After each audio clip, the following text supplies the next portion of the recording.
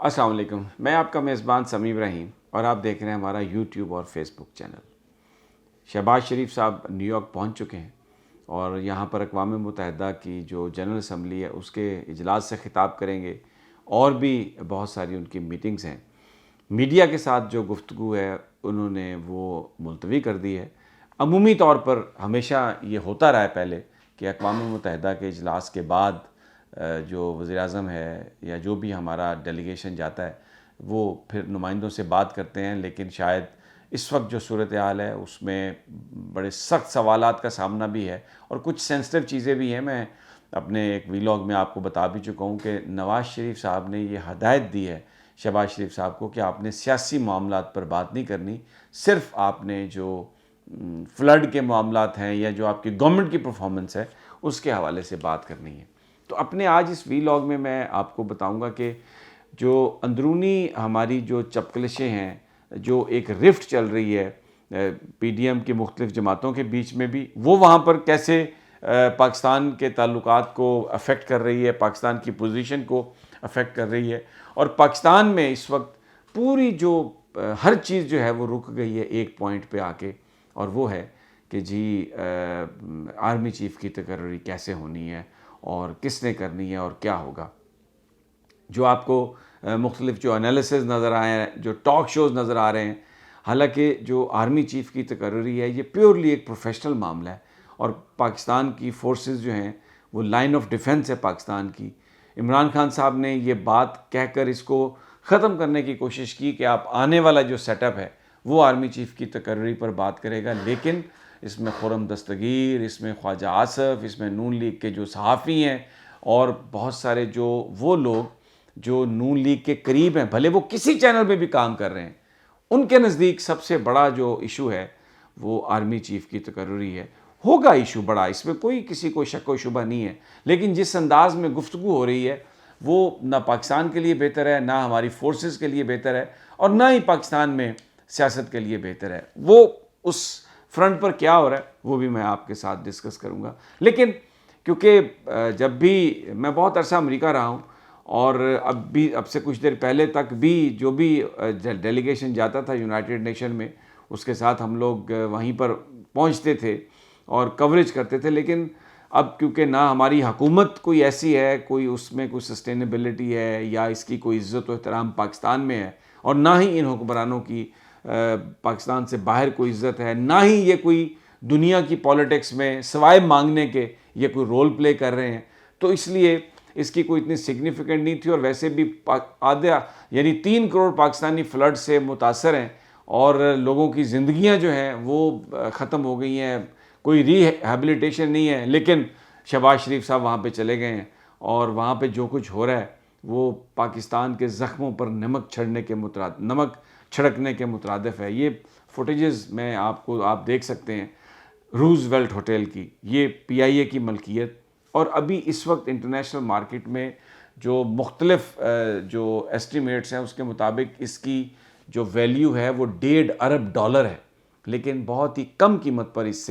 اس کو قطر میں یہ انہوں نے فیصلہ کر لیا ہے کہ آفر کی ہے کہ جناب وہ سرمایہ کاری کے نام پر اس کے 51% شیئر یعنی میجورٹی شیئرز وہ کسی کمپنی کو دے دیے جائیں۔ یہ بڑی پرانی خواہش تھی شریف خاندان کی روز ویلٹ ہوٹل کو خریدنے کی، مبینہ طور پر نہیں ہوا، پہلے پاکستانی کھڑے رہے، اس کام کو نہیں ہونے دیا گیا، لیکن اب یہ ہو رہا ہے۔ ابھی اس وقت اس کی رینوویشن ہو رہی ہے، بند ہے، باہر سے یہ ہوٹل ایک عجیب سا سما ہے، یہاں پر سب لوگ ٹھہرتے تھے، پاکستان کے پرویز مشرف بھی ادھر ہی ٹھہرے، عمران خان بھی ادھر ہی ٹھہرے، زرداری صاحب یہاں پہ نہیں ٹھہرتے تھے، وہ اپنے کانٹیننٹل میں جا کے ٹھہرتے تھے،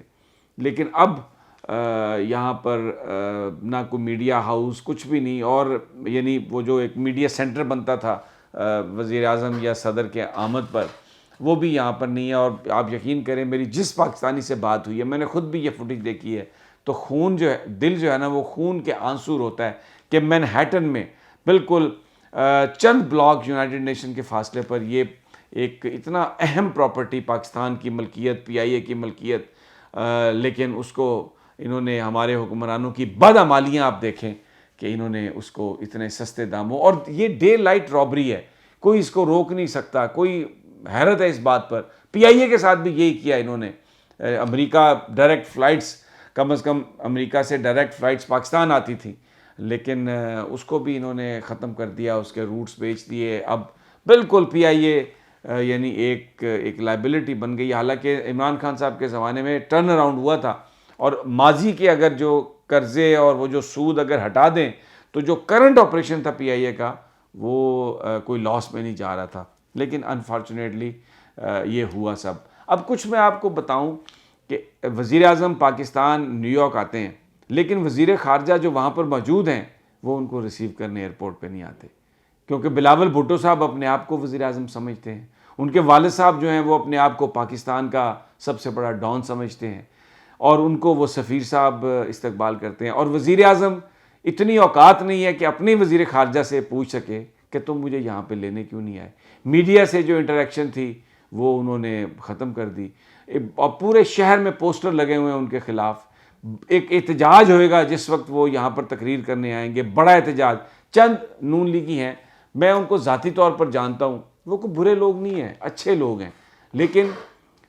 ان کی وجہ سے ان کی بھی وہاں پر جو ایک صورتحال ہے وہ بڑی کمپرومائزڈ ہے. کیپٹن ریٹائرڈ شاہین صاحب ہیں کشمیر ریسٹورنٹ والے، انہوں نے بہت خدمت کی شریف خاندان کی. بہت سارے لوگ تو بہت ساری کہانیاں بیان کرتے ہیں، لیکن میں ان کہانیوں میں نہیں جاؤں گا. یہ میں نے دیکھا ہے کہ جو مہمانداری ہوتی تھی وہ کیپٹن صاحب نے کی. شہباز شریف صاحب، نواز شریف صاحب جب بھی آئے، بالخصوص شہباز شریف صاحب تو بہت ہی زیادہ جو کہ وہ انہی کے گھر قیام کرتے تھے، انہی کے گھر رہنا آنا جانا. اور وہ سارا وہ لوگ ہیں چند ان کے سر، وہ روہیل اصغر صاحب ہیں، روہیل اصغر نہیں، اسی طرح کا ایک میں بھول گیا ہوں نام ان کا بھلا سا ہے. تو یہ نون لیگ کے کچھ لوگ ہیں جو وہاں پر ان کی اب وہ کریں گے، لیکن میڈیا سے انٹریکشن اور وہ کمیونٹی سے انٹریکشن ختم، اس لیے کہ سوالوں کے جواب نہیں دے سکتے. او آئی سی کانٹیکٹ گروپ میں بلاول بھٹو نے جو میٹنگ کی ہے اس میں ایک بات انہوں نے کہی ہے کہ فوکل پرسن آپ اسلامو فوبیا کا بنانا چاہیے. اور یونائٹڈ نیشن کے سیکریٹری جنرل سے انہوں نے کہا کوئی بڑی ملاقات نہیں ہے، کوئی بڑی اچیومنٹ نہیں ہے، پیسہ ضائع کر کے وہاں پر چلے گئے ہیں، اور لوگ یہاں پر جس طرح سے ان کا جو حشر ہو رہا ہے وہ سب کے سامنے ہے. آرمی چیف کی تقرری کے حوالے سے میں نے بات کی تھی، اس کو اب آرمی چیف صاحب یہاں پر اسپیکولیشن ہے کہ وہ ہنگری گئے، پھر وہ چائنا گئے، بیچ میں کچھ ٹائم وہ کہاں گئے اس کے بارے میں اسپیکولیشن ہے. کوئی بندہ نہیں بتا رہا، کوئی کسی حوالے سے بات نہیں کر رہا. تو اس وقت ملک کے اندر عمران خان صاحب کا کل کا جو جلسہ تھا چکوال کا، وہ میں نے ذکر کیا اس کا، چکوال کے جلسے کا بھی،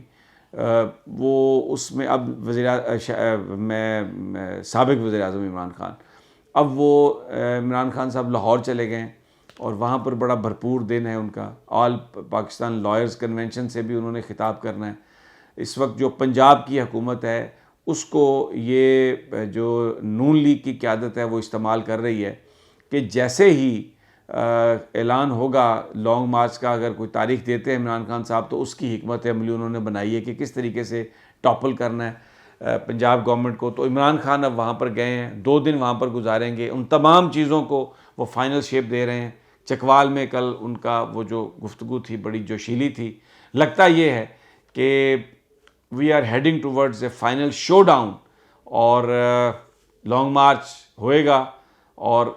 کیا اس کے اثرات ہوتے ہیں، کیا وہ گیم ہر بندے کے ہاتھ سے نکل جائے گی یا اس کو کنٹین کر لیا جائے گا، یہ آنے والا وقت ہمیں بتائے گا. اگلی ویڈیو تک اجازت دیجیے، جلد ملاقات ہوگی. اللہ نے کے